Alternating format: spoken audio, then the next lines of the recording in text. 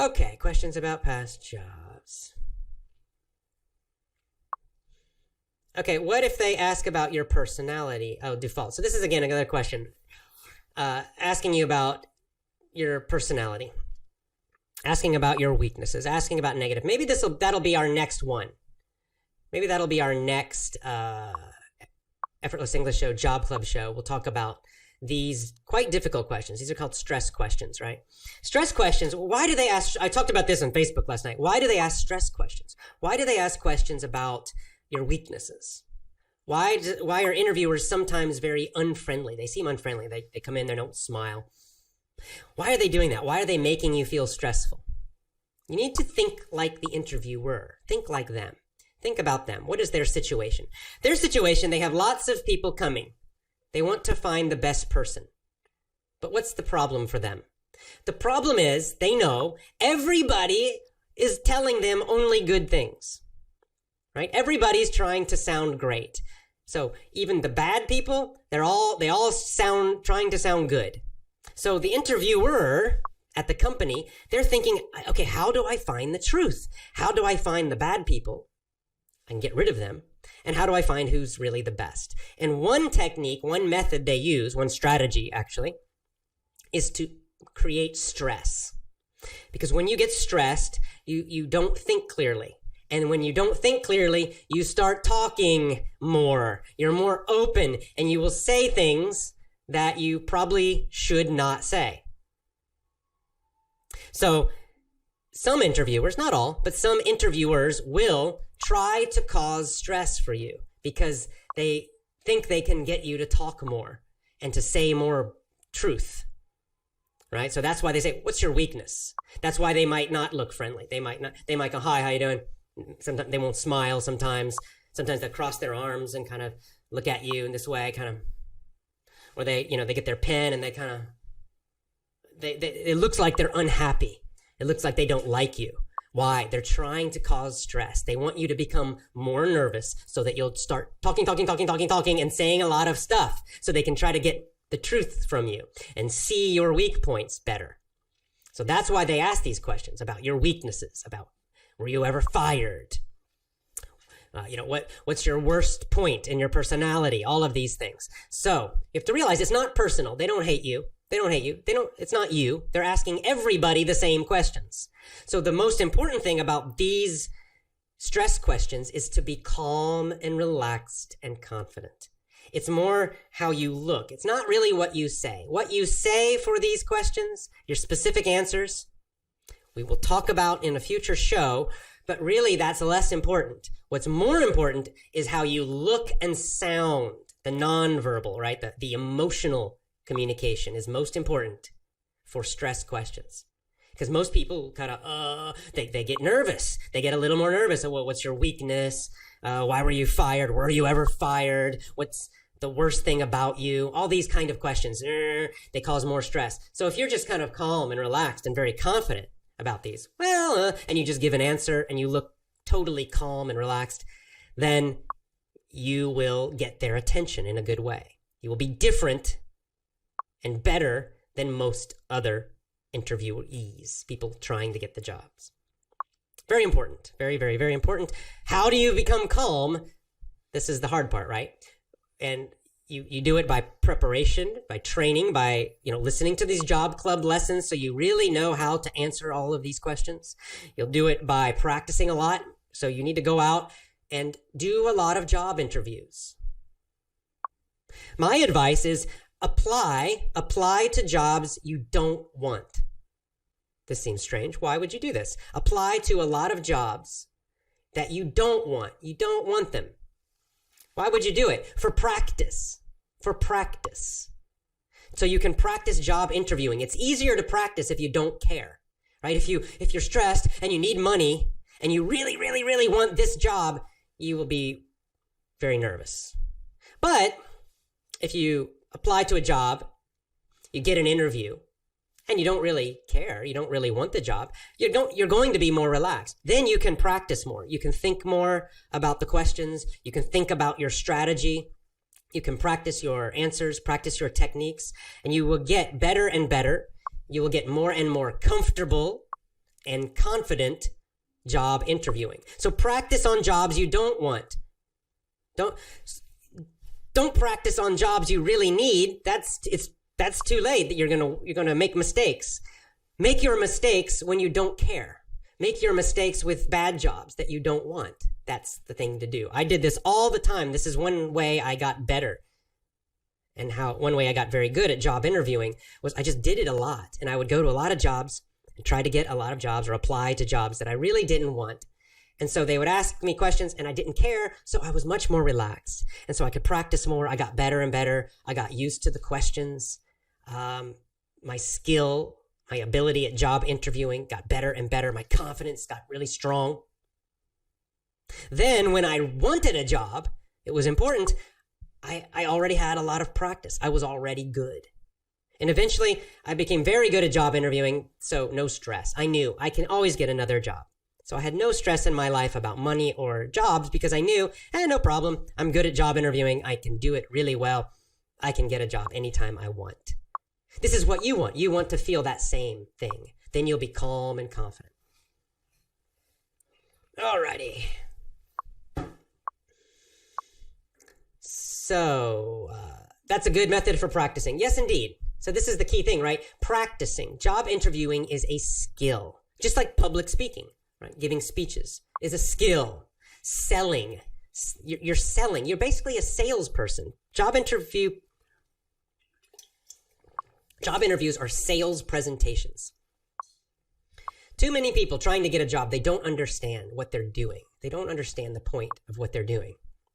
What are you doing? You're selling. You're a salesperson. What are you selling? Yourself. You're selling yourself. You're selling yourself. So you have to go in and you have to be strong in emotion.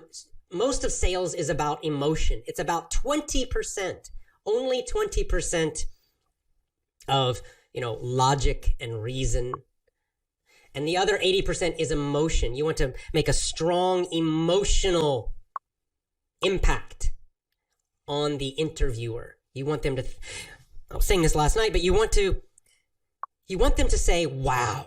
Okay, when the interview's over, you stand up, you walk out, they shake your hand, the interview's finished. You want them to think about you, wow, that guy or that girl or that woman, that man, fantastic. You want them to write down, wow, on your resume. This is what you're trying to do. You want that strong positive emotional reaction. So a lot of this about job interviewing is trying to be different and trying to create strong, powerful emotions. So many people when they not just so many, almost every, I would say 99.99% of people when they job interview, when they're doing job interviews, they're boring and they have no emotion. Right? Because number one, because they're nervous. And number two, they think I must be professional. So, hi, yes, I would like that. My number one strength is that, I'm very good. I have very good skills and I'm very good. And, yes, the reason I want this job is, I need to make more money and, I think it'd be a very good job. And I think this company's very good. Maybe the words are okay. Maybe the answers are okay, but you can see the emotion is so boring. It's so normal. So it's the same as everybody else. You don't want to be the same in a job interview. This is sales. You want to be different, right? If you're selling a product, you want people to see your product. Your product is better. Your product is different than the others. It's the same about you in a job interview. You're not the same as everybody else. You're better. You're different. So you're more confident. You're more enthusiastic. You have more energy. You're more excited. You're more interested in learning and growing. You're more positively emotional. So instead of, you say, well, the reason I want this job is because your company's fantastic. I researched your company. You're doing a lot of interesting things. I want to join that. I think I can be helpful because I'm an energetic person. I love learning. And I'm excited about what you're doing, and that's why I want to be here. Okay, so that answer, for example. The words, nothing special about my words that I just said. But can you hear the emotional difference? Can you feel the difference in the energy, the difference in the emotion? in my face, in the way I'm moving my body, in my voice. It's a huge difference.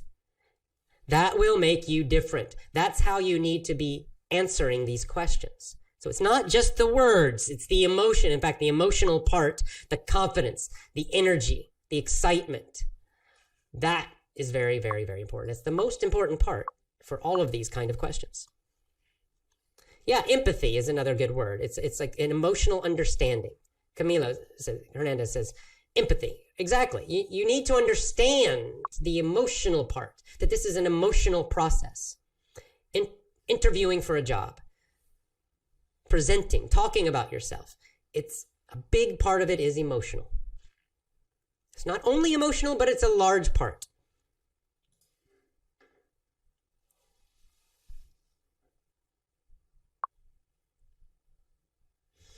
Okay, let's see. Okay, that's a good, interesting question. Jay, should I ask what the purpose of the company is? I want to grow with the company. You can ask this, but I recommend this. Alexander, it's a good question, and I think actually you should know this already before the interview. This is another part of the process of job interviewing, and that is you need to research the company and you need to research your boss and the department, the specific job you're trying to get. You need to do this before the job. You should already know this. So instead of asking them, what's the purpose of your company? You should already know and be able to tell them. I know your company is focused on innovation and innovating in software. That's why I'm excited, because I want to be part of that.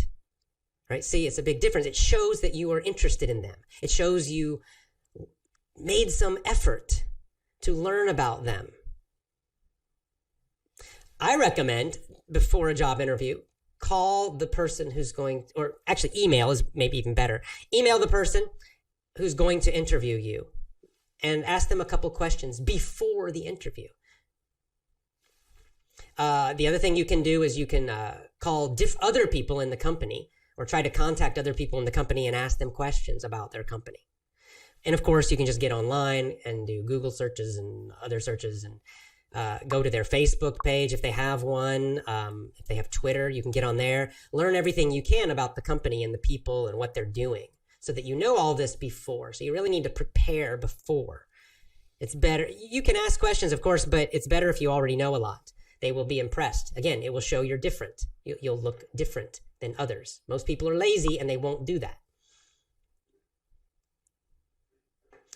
Here's a good question.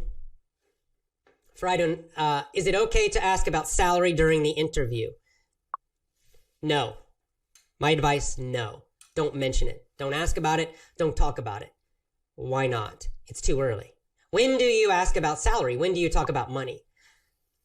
Only when they offer you a job.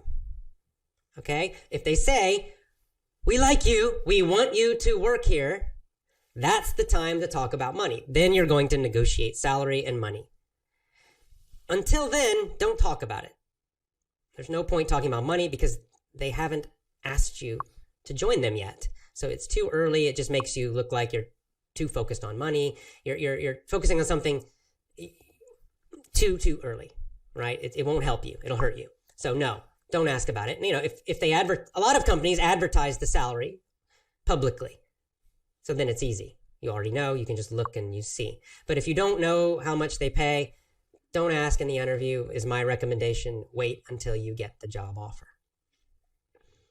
Now, as part of this, by the way, it makes me think that another key point, interview for a lot of jobs. Don't put all of your attention on just one job and hope. Oh, I hope I get this one. This is the perfect one. Oh, I want it. Oh. Don't do that, okay? Because there are many jobs. Look, nobody can do this 100%. Nobody, okay? So sometimes you will interview, you will not get the job, of course. So part of this is you want to interview at a lot of places. So then you hopefully will get a few job offers. Maybe you'll get 2 or 3 job offers. Then you can talk about money. And then you have choices, right? Then you can say, well, this one wants to pay me this much. So then you can be aggressive with the other one and try to get more money from them. You can get them to compete. At that time, if you get a job offer, you can say, well, actually this other company offered me more money. Can you match them? Now you're in a really strong position. So that's why you want to wait, because you want the perfect situation. The situation that you want is you get several job offers. So several companies asking you to work for them. Now you have a strong position to negotiate money, a stronger position, right? Because you can say no. You can say no because you have two other companies also asking you to work for them. So wait for the money negotiation until later.